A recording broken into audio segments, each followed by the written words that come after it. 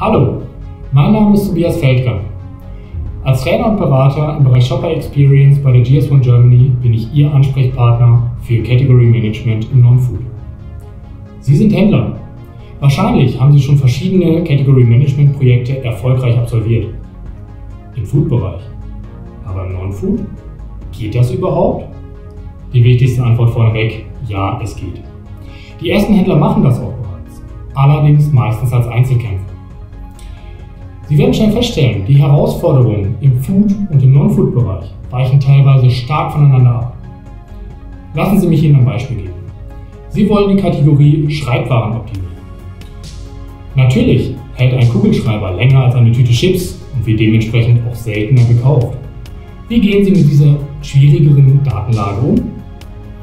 Mein Ziel ist es, Ihnen aufzuzeigen, wie Category Management auch im Non-Food funktioniert. Seien Sie einer der ersten Händler, egal ob Lebensmitteleinzelhändler oder Fachhändler, die Category Management auch im Non-Food leben. Oder seien Sie der kompetente Industriepartner für den Handel und führen Sie gemeinsam Category Management Projekte durch. Sprechen Sie mich gerne an und kommen auf mich zu.